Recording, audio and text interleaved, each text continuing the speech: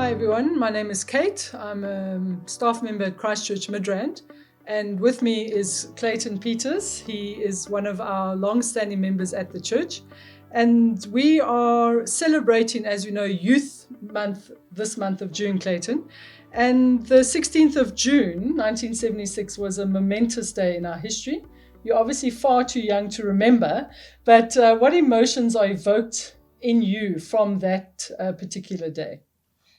Yeah, thanks, Kate. There's various feelings and emotions that come up on this day, but I think the two main things is, the one of pain, because I've had many friends, comrades who were leaders of the student movement in 1976, heard their stories, and of course, being a student and youth leader in the 80s, experienced many of the things that the 76 generation got to experience on that day during the state of emergency and student protests. And so, those raw feelings of pain are still there, but yet it's counterbalanced by feelings of hope for the future, as well as the fact that young people took a stand for something that was right. Although history at that particular time said it was wrong, but yet over the course of the decades after that they were proved to be right. So it shows us the power of young people, the voice that they have, and how that voice can be amplified, and how change can happen in society as a result of what that 76 generation triggered. So it is good that we celebrate Youth Month. And we are 26 years old as a democratic country. Any reflections on that? Someone of color, how looking back and looking forward, what does it bring up in your mind?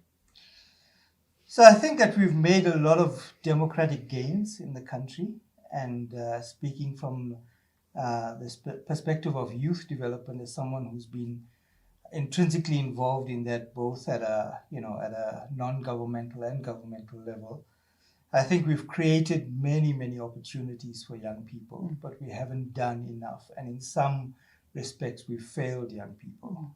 And we failed to give them opportunities for education, for employment. I think as the church as well, we failed young people because we haven't given them enough leadership opportunities. We haven't amplified their voice within churches.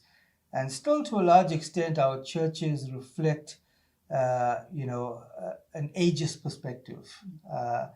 Young people are often like children, seen and not heard. And so we haven't created those spaces for young people to come with their vibrant interpretation of the gospel, of evangelism, of discipleship. We haven't given them those kinds of spaces. And I hope that, over the next years and decades, we're able to tap into the power of young people, because I think social movements around the world have tapped into that power. They can see that young people can bring about change when their voices are amplified. But I think to a large extent, as the church, we haven't tapped into that power of young people and amplified their voices and allowed them to bring a vibrancy to our churches and to our gospel life. And lastly, Clayton, we are people who are vastly different.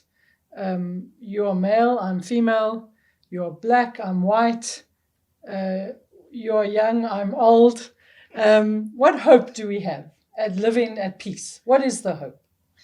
Yeah, well, I think my beard gives me away, Kate. I mean, I think we're both old.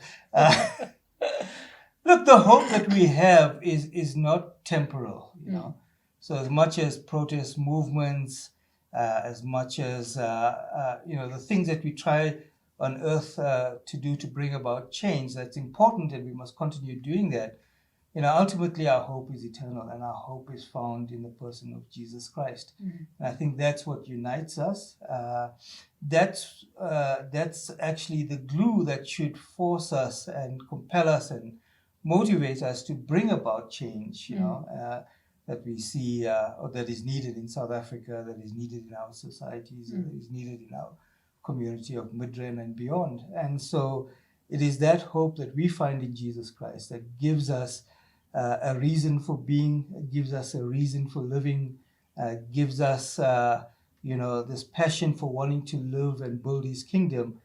It's that hope that should compel us to do things around us that, make a difference in our communities. Thanks, Clayton. So that's just a short few musings about the Youth Month, and obviously the ultimate hope that we have, which is in Christ. So thank you for listening. Enjoy Youth Month. If you're not a youth, enjoy it anyway. And we'll catch you the next time round. Thank you.